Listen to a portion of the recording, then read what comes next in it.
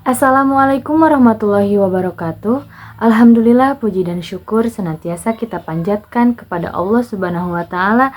Begitupun sholawat serta salam semoga senantiasa tercurah dan terlimpahkan kepada Nabi Muhammad SAW.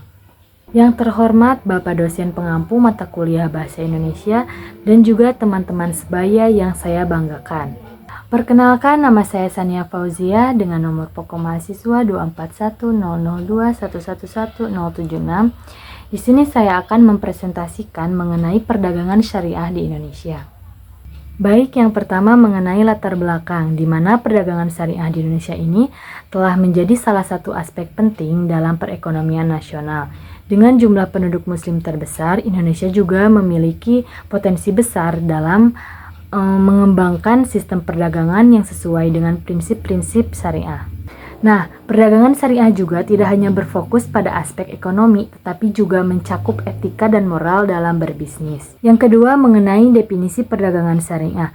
Perdagangan syariah adalah segala usaha manusia untuk memenuhi kebutuhan hidup berupa aktivitas produksi, konsumsi, distribusi, dan perdagangan baik berupa barang ataupun jasa yang sesuai dengan aturan dan hukum Allah yang terdapat dalam Al-Quran dan As-Sunnah.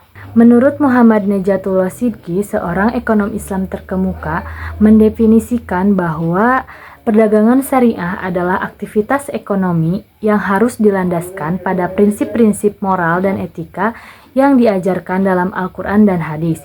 Ia juga menekankan pentingnya keadilan dalam transaksi di mana keuntungan diperoleh tanpa merugikan pihak lain. Kemudian yang ketiga mengenai prinsip-prinsip perdagangan syariah di Indonesia. Prinsip-prinsip perdagangan syariah memberikan kerangka kerja untuk menjamin bahwa kegiatan ekonomi menguntungkan masyarakat luas selain individu atau kelompok tertentu, dan juga menekankan bahwa pentingnya keadilan, transparansi, dan tanggung jawab sosial dalam setiap transaksi. Islam memiliki beberapa prinsip yang membedakannya dengan sistem ekonomi lain. Yang pertama, prinsip tauhid. Prinsip tauhid ini adalah dasar dari setiap bentuk aktivitas kehidupan manusia, di mana kesadaran tauhid akan membawa pada keyakinan dunia dan akhirat.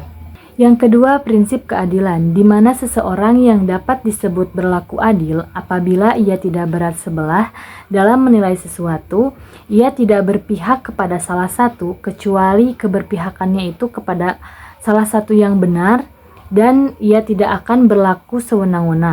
Implementasi keadilan dalam aktivitas ekonomi. Yang pertama, larangan riba. Riba merupakan salah satu rintangan yang seringkali menggiurkan banyak orang untuk mendapat keuntungan. Riba juga disebut dengan kelebihan atau tambahan pembayaran tanpa adanya ganti atau imbalan yang disyaratkan bagi salah seorang dari dua orang yang bertransaksi. Oleh karena itu, Islam melarang riba dalam segala bentuknya karena bertentangan dengan prinsip-prinsip keadilan, prinsip kemanusiaan, prinsip persaudaraan, dan prinsip-prinsip lainnya. Banyak ayat Al-Quran dan hadis yang menggambarkan maksud, tujuan, dan hikmah pengharaman riba dalam sistem ekonomi Islam.